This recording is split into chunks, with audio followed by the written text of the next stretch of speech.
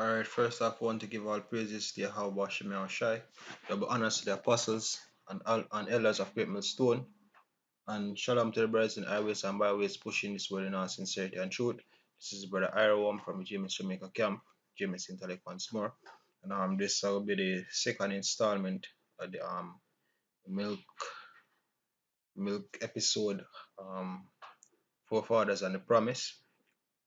And basically we're going to Isaac, right? And we're going in this lesson we're going to focus on Isaac and Ishmael and show why the or how the Lord set it for sure that it's Isaac the promise pertain to and not Ishmael, right?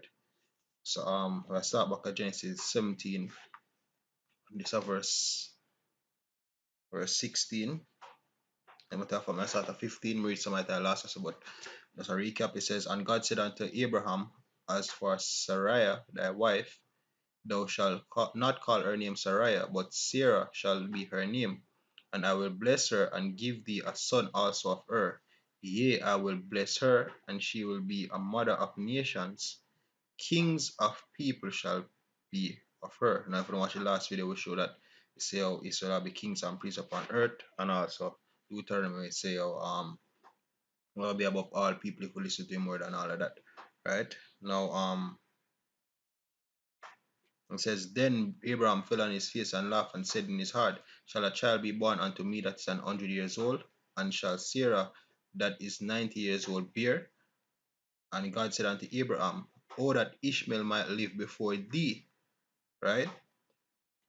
So in basically I think about Ishmael, because he must basically he must say, yo, if him go bear and if Sarah go bear, must say, yo, Ishmael might, and he said, and God said, Sarah thy wife shall bear thee a son indeed, and thou shalt call his name Isaac. Right? So it must show us a look here, Isaac, the promise will be. And I will establish my covenant with him for an everlasting covenant, and with his seed after him.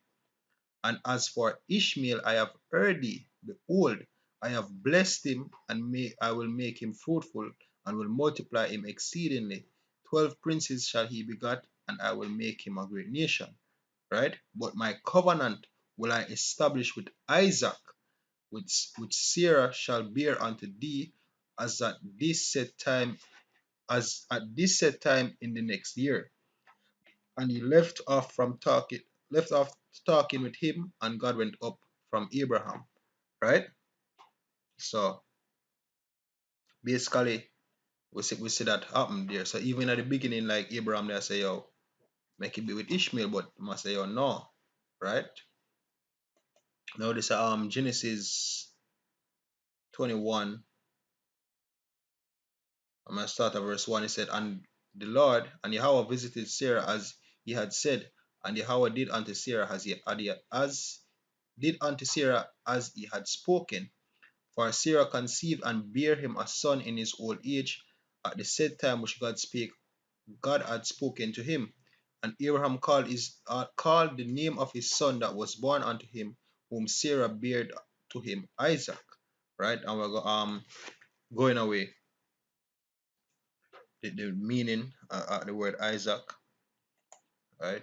Because we have to know our forefathers' names, so part of our heritage, we have to know our history. Now, this Isaac, and it's Yatazak, Yatazak, um, the last part I pronounce Yatazak,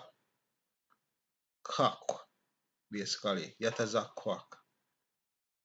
right? And it says he laughs, right? Because if you read out to Genesis, it tell you that the first time when it be said unto us to shall have children, she did laugh, right? And the angel say, oh, it did laugh and all of that. So um basically he laughs or laughter, right? That I name forefather, and because of the circumstance which under which him be basically born, right? Or the woman nomen or basically the whole situation of the whole birth, right? Now and Sarah said unto God, God had made me to laugh so that all will hear, that so that all that will hear will laugh with me. And she said, who would have said unto Abraham that Sarah should have given children suck, for I have borne him a son in his old age. Right? So basically she never really believes say that they're gonna happen. That's why she laugh. Right? Now verse 8. And the child grew and was weaned, and Abraham made a great feast the same day that Isaac was weaned. And Sarah saw that the son of Hagar the Egyptian, which she had borne unto Abraham, mocking. Wherefore she said unto Abraham, Cast out this bondwoman and her son, for the son of this bondwoman shall not be heir with my son, even with Isaac. So she say, yo, him not gonna be the heir, basically, right? As he prophesied, say, yo, that gonna happen. That the Lord he tell him, say, yo, look here with Isaac, the thing gonna go, right?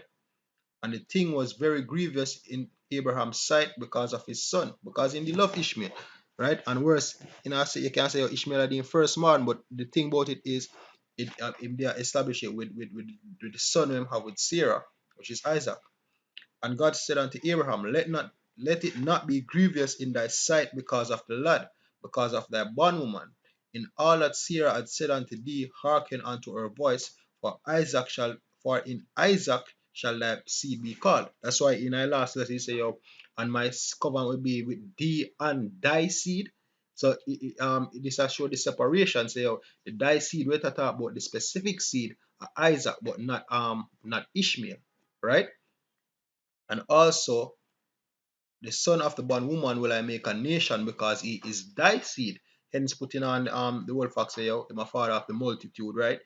And basically, he might make nations out time and all of that, right? Now, it's at Genesis 24, verse 60, and this have to help push the point, right? If you watch the first video, all of this is supposed to come easy to you, right? This is Genesis 24, verse 60. And they blessed Rebekah and said unto her, Thou art our sister, be thou the mother of thousands of millions, and let thy seed possess the gate of those which hate them. And that going I will fact say, yo, the Lord tell Abraham say, yo, them are in an enemy land, and them are oppress them, but them are take them out and basically judge them, afflict them and all of that, right? And the part where say, yo, a father of millions, basically I show you say, yo, that they're gonna happen. Say them will be a great nation. Continue. So this goes to show you this Rebecca was supposed to be Isaac's wife, right? Well, which is Isaac's wife, and see it prophesied say, oh, basically at the same thing. The Lord has put in our people a mouth to say this what them say, right? And it come out to be true, yo, because what Isaac end up get Jacob and Esau, and future lesson Lord willing, we're going to the whole thing between Esau and Jacob, right? But this a show with forefathers and the promise and basically get out all the milk precept here, right? So Genesis 25 verse 5, it says, And Abraham gave all that he had unto Isaac, but unto the sons of his concubines which Abraham had, Abraham gave gifts and sent them away from Isaac his son while he yet lived eastward unto the east country. So even other son them might have, he make sure say, oh, and put them far from Isaac, because when him dead, them basically no. You know how people there, your father dead, everybody will fight for this and everybody will fight for that. So him basically give them what them forget and just basically send them on them way, because him know that the plan and the covenant and everything between him and the Most High get passed down between him, now it passed down to Isaac, right? So the covenant now with them, the covenant with him and Isaac, right? So that's the whole thing concerning the promise, right?